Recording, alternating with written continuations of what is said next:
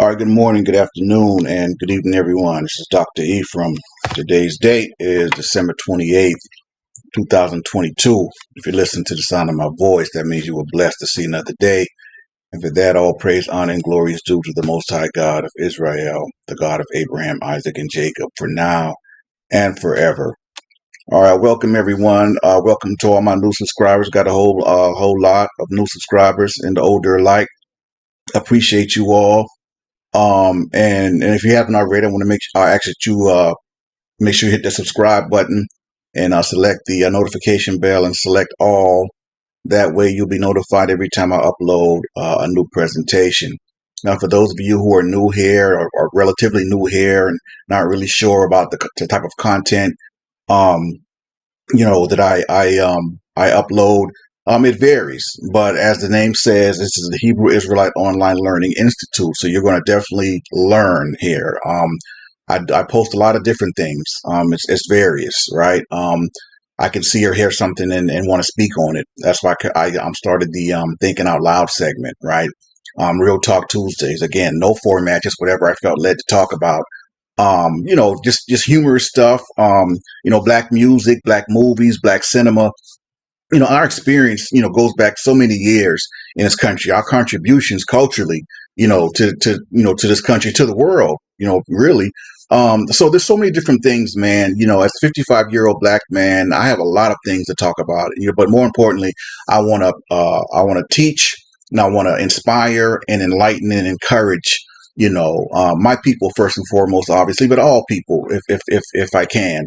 When you get here on this channel, it's like I said, there's a lot of different type of content, Black history, talk about the children of Israel, the Bible study, basically the Torah and the Tanakh. And it's you all can see I got a lot of really, really good content on this channel, geared around our people. And I use language that the majority, really understands. Okay. So I don't just harp on or just everything Israelite, Israelite, because a lot of black people don't identify with that. And I don't want them to think that I'm not talking to them, because that's exactly who I'm talking to. I don't want to, I don't want to start out kind of what they say, preaching to the choir, speaking to a bunch of us who know who we are, or a few of us that know who we are. That's not helping the masses or the people of the majority who don't. So anyway, that being said, welcome everyone. I want to thank you all for continuing to like the videos and comment and offering your insights on everything. The shorts, I'm starting to do a lot more shorts. Just as it comes, as I'm inspired, inspiring, words of wisdom, just encouraging, man. It's for everyone. All right. I wanted to talk about this whole public housing thing. Why is it called projects, right? Well, I'm going to give a kind of pretext, and I'm going to let Martin Luther King Jr. give the context, to this lesson, you know, um, because you have to remember that when Lincoln, so-called quote unquote, freed the slaves, he didn't give them anything to start. Like, we literally was left out there, man. We had nothing. I mean, we had no land. We didn't know anyone. It's basically like basically for 20 years of your life, you somewhere, and all of a sudden they say, okay, you have to go.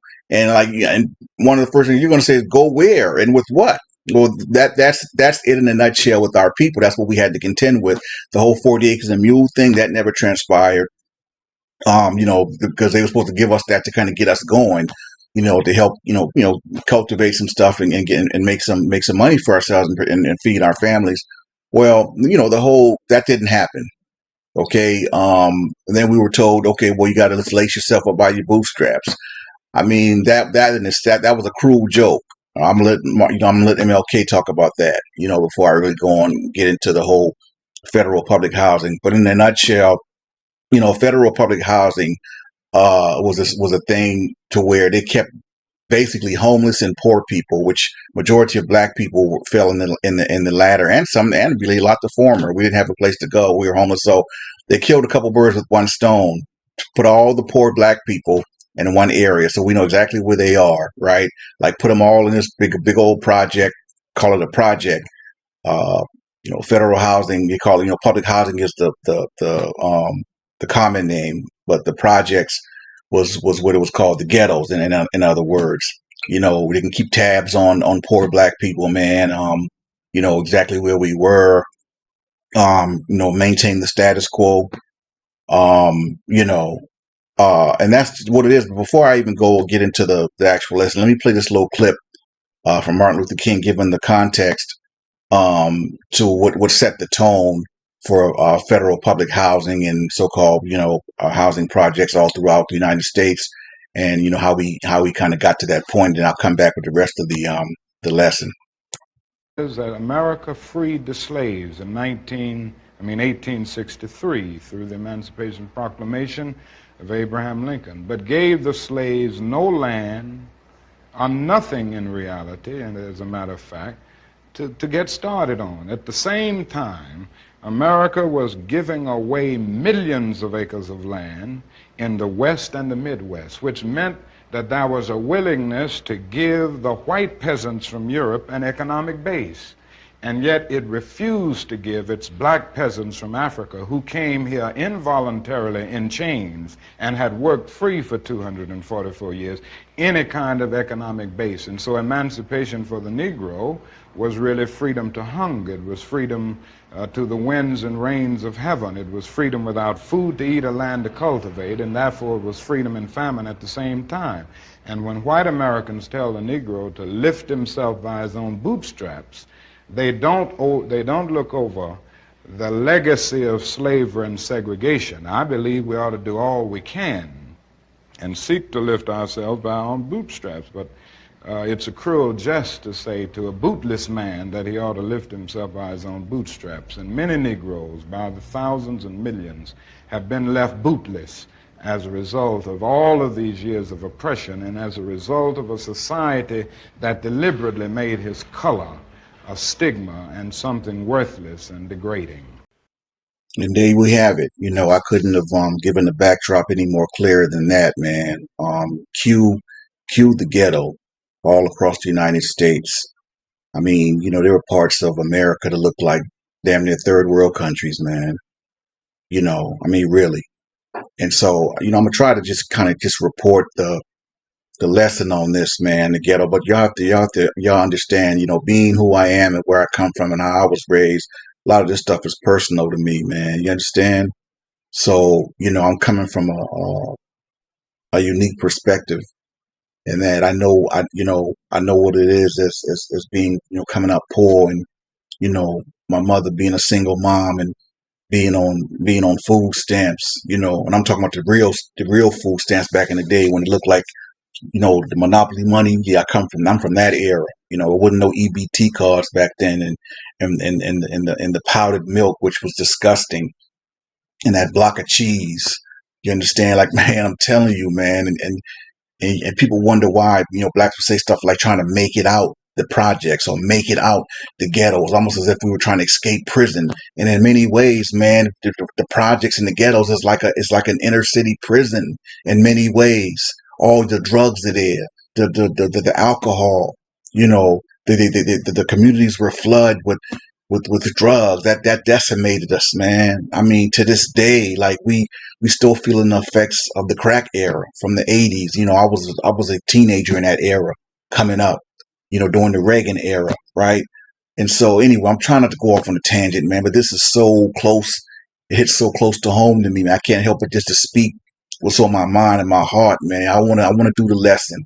But I want to speak firsthand, man, just how decimating it's been. And that's why you hear young black men and women talking about making it out and making it out of the ghetto, making it out of the projects, man, because in many ways it was like a prison. You understand? My young dude from out on the West Coast, Mitchie Slick, said, man, being broke is like being in jail, man. That is so profound to me. I'm telling you, like, and really it is, you know, the way we came up, the way we lived, and trying our best to make do with what we have, not having much. And man, being poor, man, is just, it sucks. And man, we had many rough days, many rough nights, you know what I'm saying? But, my mom, it's like we always had something to eat. Like, I don't care if it was a sandwich or some Kool-Aid, you know what I mean? Like, my mom, man, she made sure we was fed. a couple times here and there. It's like, she made us food, and she was like, she ain't even trying to eat, man. Listen, man. Yeah, cue the ghettos. I mean, when you it goes way back to them so-called freeing our people, not giving them nothing to get started. I mean, that's just foul on so many levels, man. But anyway, let's go ahead and get into the actual lesson of this thing, man, and and keep it pushing. I just had to kind of speak my mind and what's on my heart real quick. You understand? Let's get it. All right. The source I'm citing and referencing for this article I'm finna read from is by brother Aaron J. Howell, dated July 18th, 2017, from the timeline.com. And the title of the article is "The Federal Government Created Inner City Ghettos with Our Housing Regulations." Then it goes on to say, from Detroit to Atlanta, Newark to Cambridge, conditions in American ghettos were largely the same, even when the neighborhoods that housed them differed. But ghettos didn't just happen by accident.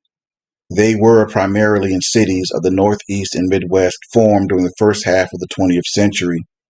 That formation came as a direct result of specifically our government policies, economic and labor factors that drastically disadvantaged black workers, and actual our violence that made it impossible for blacks to live in other neighborhoods. These factors created many conditions for the urban uprisings of the 60s. Putting it simply, the American ghetto exists almost entirely as a result of intentional state action and extra-legal supremacist violence. In the first half of the 20th century, the black population went from a mostly rural southern population to an urban northern one. In 1900, about 90% of the black population lived in the South, with the majority in rural areas. By 1970, however, about 70% lived in cities, a majority in the North. A complicated set of factors created what became known as the Great Migration, but a fundamental force was the fact that white laborers in the North were unionizing. To cut costs, factory owners began to actively recruit black male labor from the South. They knew they could pay these men lower wages than their white counterparts, and could also be confident that their hiring of black men was unlikely to result in interracial working class resistance to the overall lowering of wages. And just sidebar real quick, that still goes on to this day, man. Nothing has changed. I promise you, nothing has changed. That still goes on to this day. Blacks are paid disproportionately less for the same job, the same education, the same experience as a white counterpart, or even another race counterpart. This is a fact. This is still going on to this day. That's why they had to try to put something in place to level the playing field.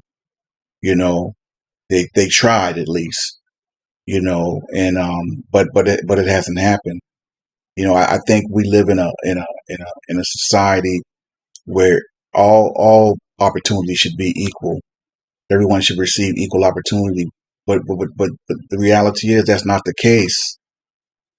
That's not the case at all. And and as a matter of that,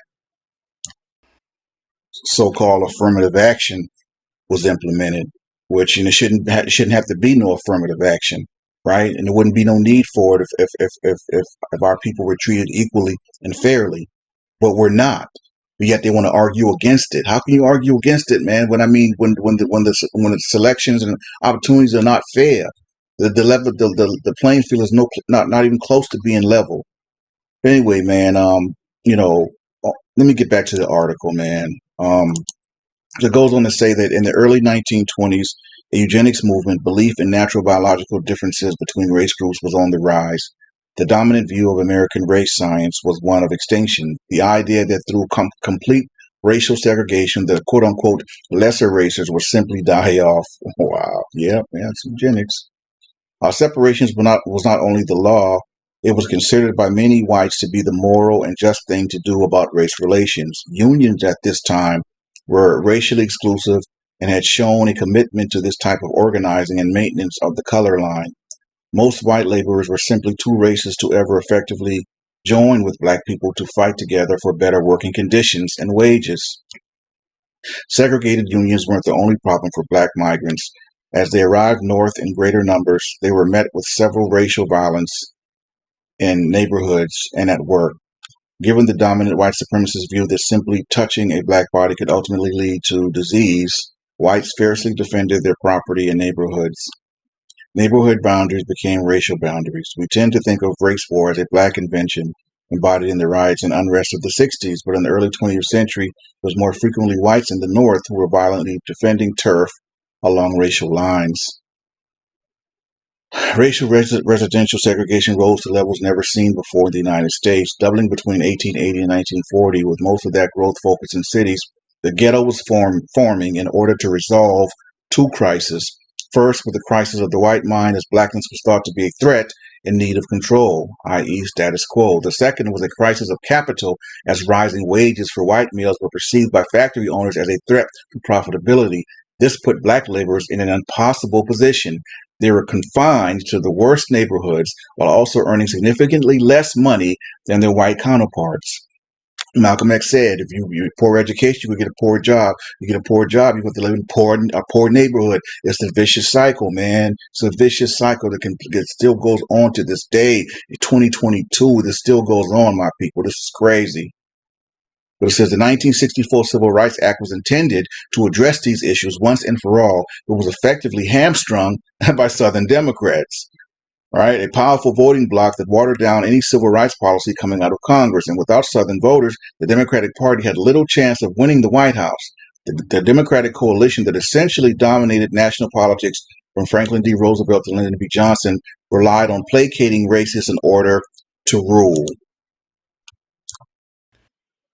Federally backed loan programs were the other primary way in which the state actively fostered segregation. Starting in the 1930s and continuing for several decades, the federal government underwrote home loans that created mass suburbanization and a dramatic rise in home ownership rates. But these loans were not distributed fairly. The Federal Home Owners Loan Corporation, created as part of Roosevelt's New Deal to distribute loans, made a series of residential security maps as a way of assessing risk/reward calculations for federal loans. Predictably, a key component in the assessment of risk was race, both the race of the applicant as well as the racial composition of the neighborhood. Black neighborhoods were coded red in these maps, a practice that became known as redlining. The logic was that using government-guaranteed funds to assist potential black homeowners was essentially too risky of a bet to take. Future government loan programs during the pre-civil rights era adopted this reasoning. Private lending and insurance companies soon followed suit. Blackness was now officially considered a financial risk, its mere presence a sign of a neighborhood's downward trajectory. Federal standards conspired to not only make it nearly impossible for black families to leave the cities, but made it much easier for white families to do so and build equity and generational wealth along the way. Even whites who weren't racist found it financially sensible to take advantage of this social restructuring. Meanwhile, an important innovation in housing policy was taking place: the 30-year mortgage with a small down payment. Prior to this era, the terms of home loans were shorter, sometimes 10 years or less, which meant higher mortgage payments. For working class whites prior to the New Deal, home ownership was simply not financially possible. With the introduction of the 30-year mortgage, ownership opened up to Americans like it never had before. Not only was it appealing to move out of overcrowded cities, there had been a moratorium on new home construction during World War II. But home ownership was a potential route to wealth accumulation. For the white working classes, it was the main route. It was a chance to have something to pass down to the next generation. These federally sponsored housing policies created both the black ghetto and the white suburbs, such that by the time of the long hot summer of 1967, American cities took on what George Clinton would famously call a chocolate city, vanilla suburbs pattern. To the extent that any federally backed money went into ghettos, it was mostly to put the task of slum clearance. Many buildings were torn down, some never to be rebuilt, at least not for the purposes of housing. As a result, in many places, rents actually rose in the ghetto as whites moved to the suburbs. By 1967, blacks and a significant number of Puerto Ricans living in ghettos had real reasons to not perceive the neighborhood as theirs in any meaningful way. They were barred from potential wealth accumulation through federal home loans. They were confined to neighborhoods not of their choosing. Their experience with government was through policing, inadequate schools, slum clearance, and legalized discrimination. The Fair Housing Act was not passed until 1968. Legalized discrimination in housing was still very much allowed by the summer of 1967. Although they may not have agreed on racial issues, working class whites and blacks did have some common political ground when they both were largely renters in cities. But this connection, however tenuous, was severed. Working class whites were increasingly becoming homeowners, living in different political jurisdictions. As white flight occurred by 1967, around 60% of whites in metropolitan areas lived in the suburbs. The political isolation of the ghetto dweller was nearly complete. When marginalization happens on such a severe scale, oppressed groups often begin to feel that they owe no obligation to the society that created their condition. And severely marginalized populations who do not see routine politics as a route to solving the problems of their lives often resort to politics by other means. Urban uprising is politics by other means. And that's the end of that article, man. And shout out to that brother for that. And let me just say this, man, to get ready to kind of close this out. You can't put a bunch of people in a condition that's far less than desirable, and not expect the majority of them would do whatever they had to do to get out of that condition.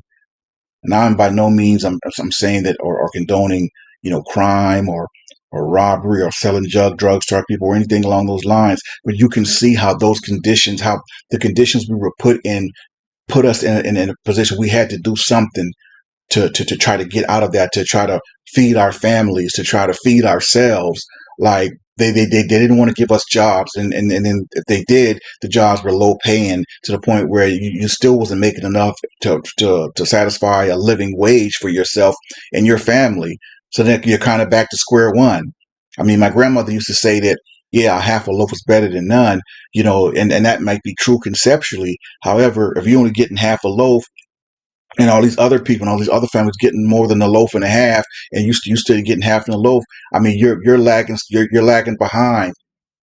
You're lagging so far behind economically to where there's no way you could ever catch that, right? And not to mention that you're lagging behind because you're being discriminated against, man. You're not given the same equal opportunity. I mean, it's the truth. It's not an excuse, man. It is the truth. I don't know why people don't want to deal with it. We're still dealing with this in 2022. You understand? I don't care. You can have, you could be educated, have all the degrees, this and that. They try to tell you, oh yeah, you get your degrees and you work hard, you're gonna make it. Man, listen, man. It's far few and in between the number of us who really get any real opportunities, even with the education, even with a so-called, being famous or a well-known name. You understand? Look at sports. Yeah, they want us to run and jump and dunk the ball, but they don't want us to be managers, and they definitely don't want us to be owners. Think about that. It's status quo, man. This has been going on since the beginning. I'm personally, I'm sick of it. I really am, man. I'm just disgusted. Because it's just all we can do is shake our head, man. We have no real power structure, no real economic structure. And it's sad. I mean, the only thing we could do is what we've always done. Keep it moving. You understand? As a black person from the ghetto, from the hood, that's all we know to do, to keep it moving. The prisons is filled up with a lot of our brothers, man, and some of our sisters, because they were put in conditions, man, where they had to think like animals. They had to kind of act like animals. They had to do what they had to do to try to make it, to take care of their family. Like I said, I'm not condoning no crime. I'm not condoning selling no drugs. But at the same time, I'm not judging nobody either for feeling for doing what they felt they had to do to feed their families. To God be the judge and the glory on that. I'm not gonna never judge no man for nothing unless I'm walking in their shoes. I don't know what they're going through. I don't know what they, what put them in that frame of mind. So anyway, man, I can go on, I can talk on this forever, my people, man. But I just wanted to kind of address this whole public housing, so-called ghetto project thing, and why many of our people, fight so hard to try to get out, like we're trying to escape prison. Because in many ways, the ghetto is like a prison, man, and our people are trapped in it. But anyway, man, I hope y'all got something, man, from the lesson. I hope y'all enjoyed it, got some kind of, inspiration, encouragement. Because that's at the end of the day, that's what I want to do. All right. So until next time, man, it's Dr. Ephraim signing off, saying Shalom, elect.